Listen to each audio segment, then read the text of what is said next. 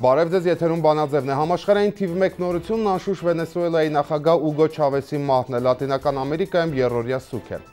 Ով էր Չավեսը ոչ արտաքին աշխարհի համար, որտեղ դա առանցայն էլ պարզ է, այլ իր սեփական ժողովրդի համար։ Այսօր մեր հյուրը մարդ է, ով ծնվել է Վենեսուելայում եւ ապրել է Չավեսի նախագահության օրոք եւ հենց իր մաշկի վրա է զգացել, ինչ է նշանակում ապրել Չավեսավարի։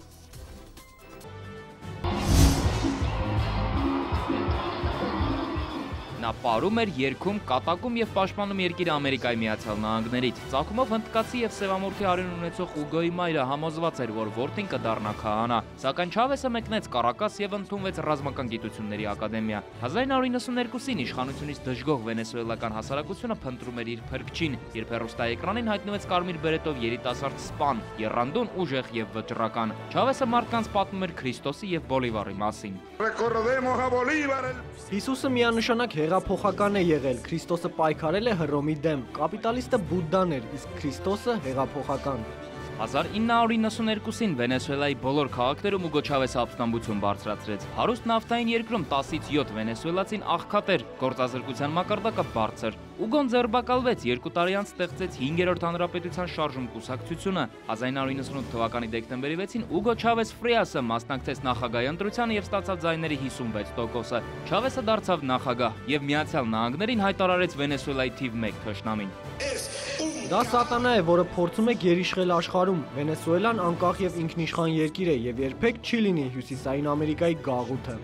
Ուգո Չավեսը չմասնակցեց Կուբայի տնտեսական էմբարգոյին և չպատերազմեց Կոլումբիայի դեմ։ Պատրաստ էր անվճար կամ էժան նավթ տրամադրել լատինամերիկյան բոլոր երկրներին։ Չնայած Միացյալ Նահանգները Ուգոյին հռչակեց որպես դիկտատոր, սակայն Վենեսուելան չուներ քաղբանդարկյալ, ընդդիմության ձայնը չէր ճնշվում, հանրահավաքներն արգելված չէին։ Չավեսը հեղինակեց և վարեց «Ալո նախագահ» հաղորդաշարը։ 2007 թվականին հաղորդման վարկանիշը բարձրացավ, երբ Ուգո Չավեսը ռեկորդ սահմանեց եթերում և առանց դադարի խոսեց 8 ժամ։ Ոմանք մտածում են, որ ես չեմ կարող խոսել 5 ժամից ավելի։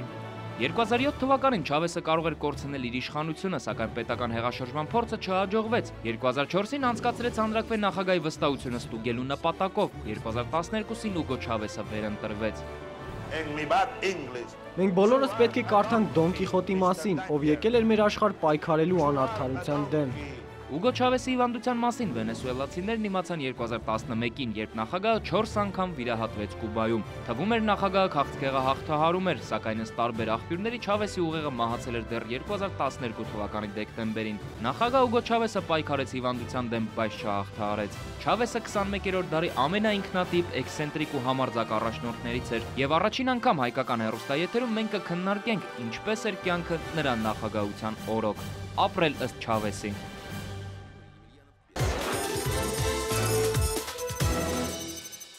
Եվ այսպես Վենեսուելայի ներքին կյանքի եւ ինչպիսին էր Չավեսը վենեսուելացիների համար այս հարցն ենք այսօր քննարկելու մի երիտասարդի հետ, ով ծնվել է Վենեսուելայում, ավելի քան 20 տարի ապրել այնտեղ եւ այնուհետեւ տեղափոխվել Հայաստան։ Տիկնայք եւ պարոնայք, բանաձևի տաղավարում է Համբիկ Կալթաջյանը։ Բարև ձեզ Համբիկ։ Բարև ձեզ, ինչպե՞ս եք։ Շնորհակալ եմ, դուք ինչպե՞ս եք։ Մերսի։ Նախ ինչպես ընդունեցիք Ուգո Չավեսի մահվան մասին լուրը։ Լավ, ես որևէ մեկ մարդու վրա չեմ ասել, որ իշալլա մեռնի կամ մի բան, քանի որ գենտանի չեկիցար, բայց ինքը շատ կեշ բաներ ավ ժողովրդին, so it's okay with me if he die or no։ Ասացեք խնդրեմ, ինչու դուք որոշեցիք հեռանալ Վենեսուելայից։ Ձեր ընտանիքը։ Այո, անպայման։ Այդ ժամանակին եղավ գարկի, որ արդեն դոնեն դուրս չեն գնար ելնել, գիտար։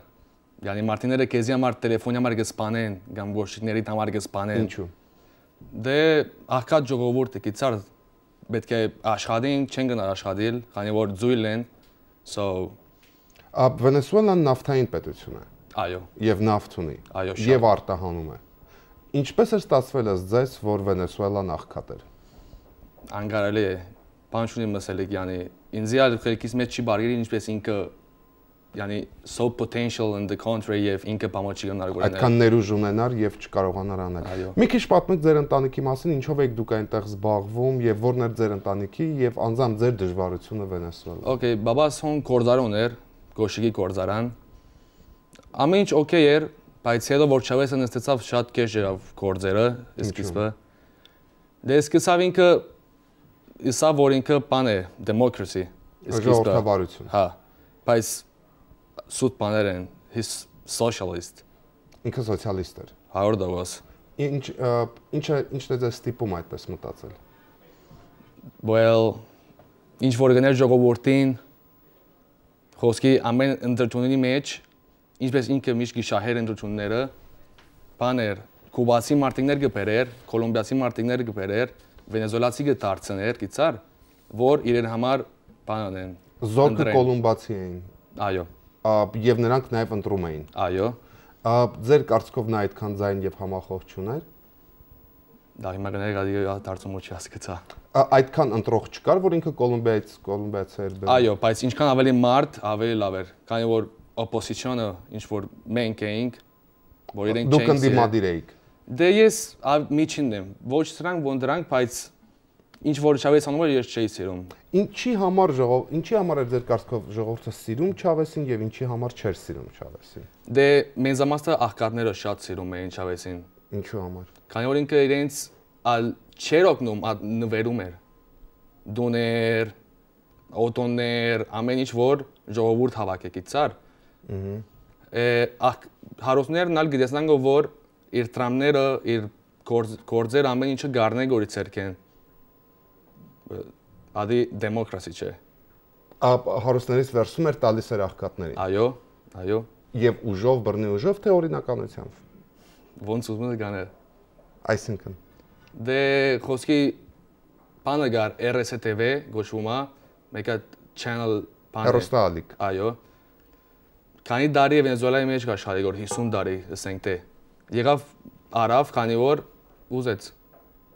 Գնեց, թե վերցրեց։ Վերցրեց, հանեց։ Եվ ինքը մեկը իսկիսպը որ ինքը ընտրվավ բանին նախագահ լալու 1998-ին։ Այո, ինքը վիդեոյի մեջ YouTube-ի մեջ նալգա, ասա որ ես never socialist be the lam gam, ոյե մեկ private բան մասնավորեցնել։ Այո։ Եվ ամեն ինչը արեց հետո ինքը։ Ժողովրդին խապեց, ճիշտն ասած։ Դուք այդպես եք ընկալում։ Այո։ Ինչպես է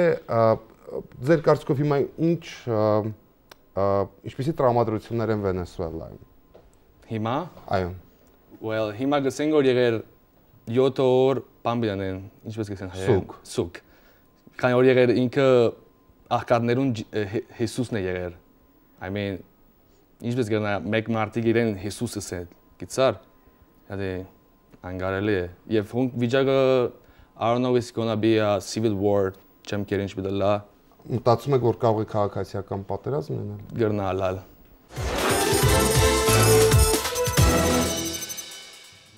Հուգո Չավեսը ապշեցրեց միջազգային հանրությանը, երբ 2006 թվականին ելույթ ունենալով ՄԱԿ-ում մոտեցավ ամբիոնին ու սկսեց աղոթել։ Նա ասաց, որ մեկ օր առաջ այդտեղ կանգնած էր սատանան։ Նախորդ օրը նույն ամբիոնից ելույթ էր ունեցել Միացյալ Նահանգների նախագահ Ջորջ Բուշը։ Ավելի ուշ Հուգո Չավեսը իր իսկ հեղինակային հաղորդաշարում Ջորջ Բուշին անվանեց ոչխար։ Դու անշնորհք ես, դու ոչխար ես Ջորջ Բուշ, բայց ավելի լավ է ես դա ասեմ քո հարազատ անգլերենով, դու հիվանդ ու վտանգավոր մարդ ես։ Չավեսը Ամերիկայի նախկին պետքարտուղար Կոնդոլիզա Ռայսին մի առիթով ասել էր. Գործ չունես ինձ հետ, աղջիկ ջան։ Իսպանիայի նախկին վարչապետին էլ Չավեսը մի անգամ խորհուրդ էր տվել ձայնը կտրել ու դա ասել էր լրագրողների ներկայությամբ։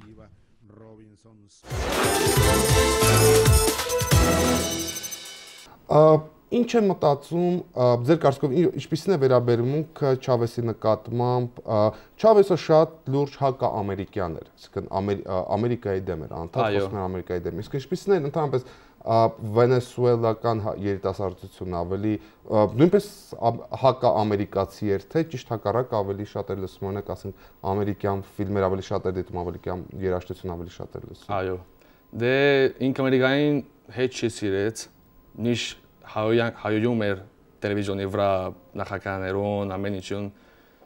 քանի որ իրենց գսեն, որ Ամերիկան վրա խոսքի, ինչպես գսեն, վրան հեծել է։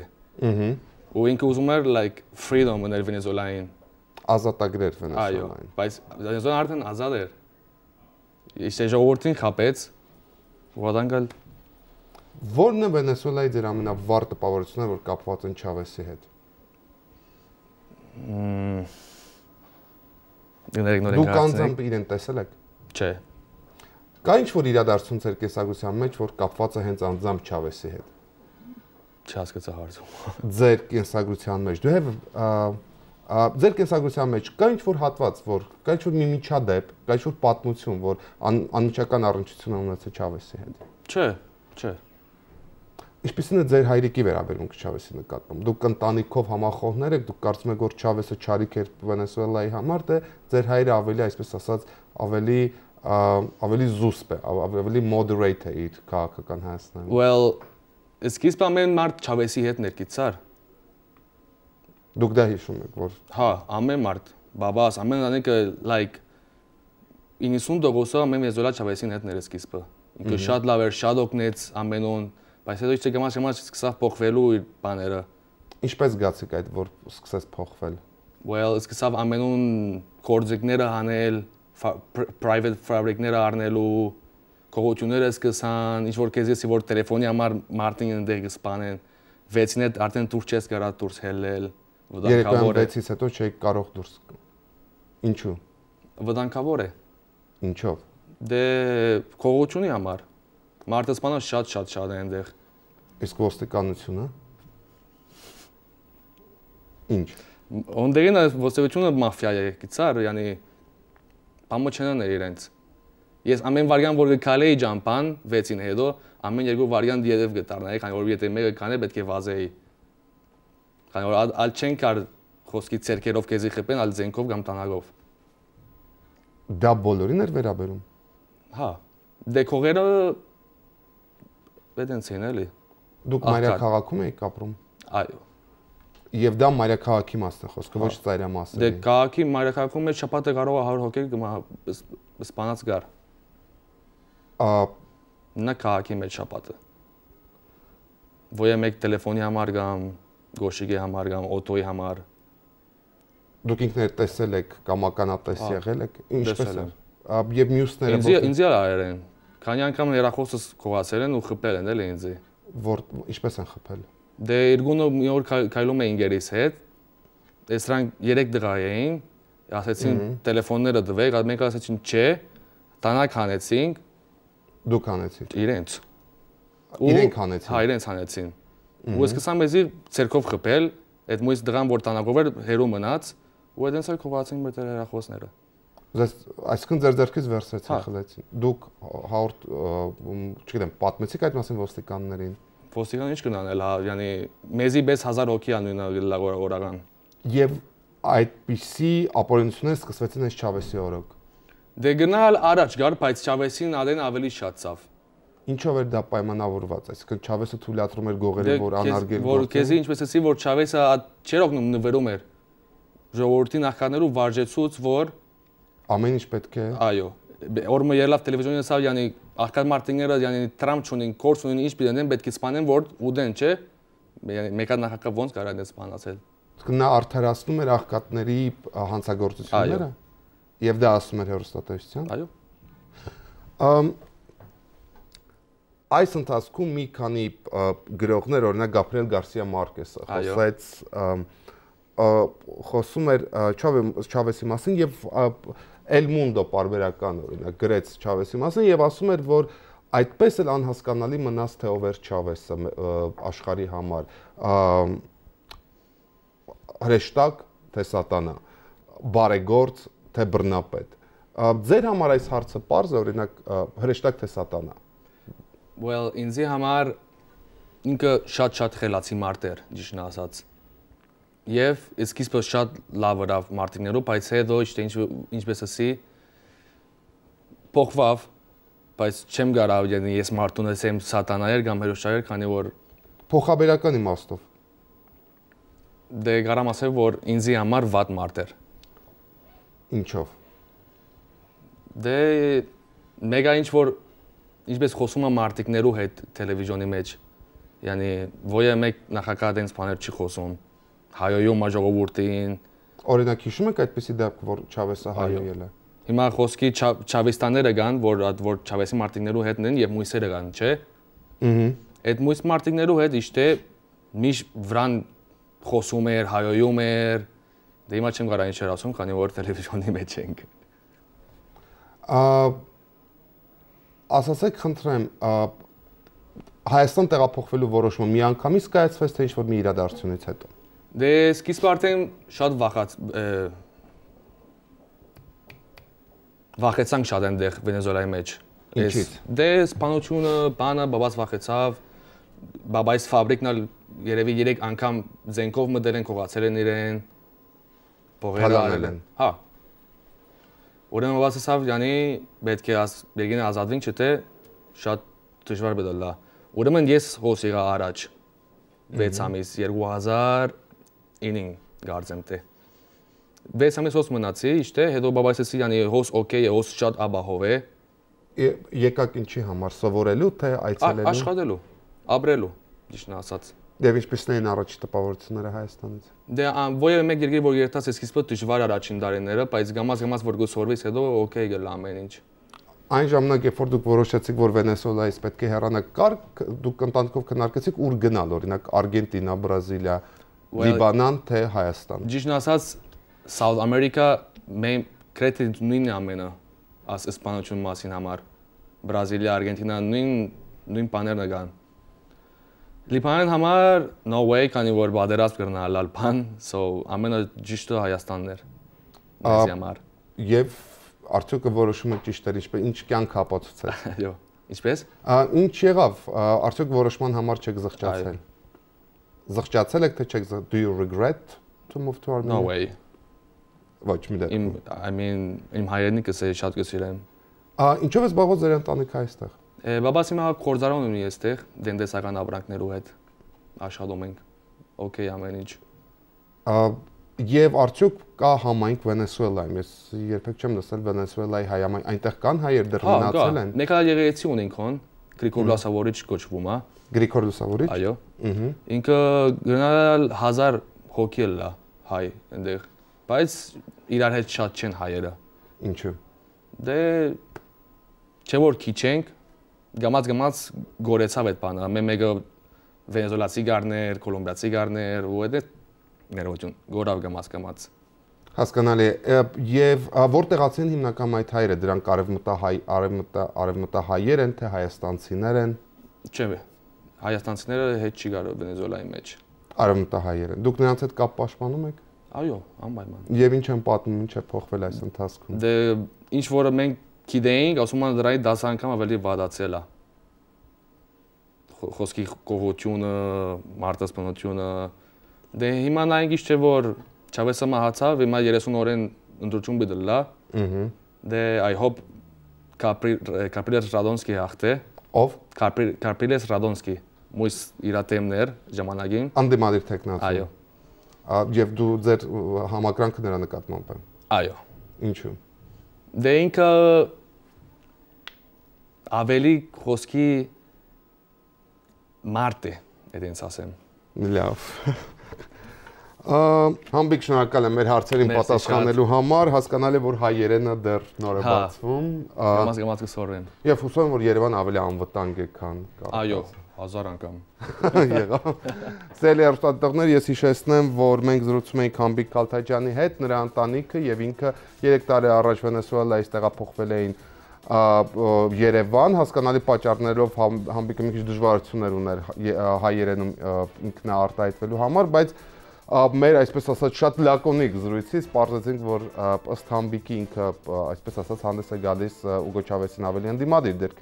դիրքերում եւ ասում է, որ վերջի տարիներին նրա ընտանիքը ստիպված է տեղափոխվել Երևան առաջի հերթին ֆիզիկական անվտանգության պատճառով, նրան են թալանել փողոցում, նրա հայրիկին պատկանող գործարանն է 3 անգամ կողոպտվել, այդ իմաստով որոշումը միանշանակ է, որ պետք է գան Երևան եւ ինչպես բոլոր այսպես ասած հայրենադարձները սկզբի համար ունեցել են դժվարություններ, իսկ հիմա ամենևին չեն զղջում, ուրախ են եւ ինչպես Համբիկը ասաց, Երևանը 1000 անգամ ավելի անվտանգ է, քան Վենեսուելան, որտեղ իդեպ ապրում է Համբիկի 1000-ից ավելի հայ եւ կա նույնիսկ Գրիգոր Լուսավորիչ եկեղեցի, ինչը կարծում եմ որևէ մեկի մոտ զարմանք չի առաջացնում։ Սա համառոտ, եթե բաց եք թողել մեր զրույցը, դուք դիտում եք Արմինեզի բանաձևը, շնորհակալություն ուշադրության համար եւ ցտեսություն։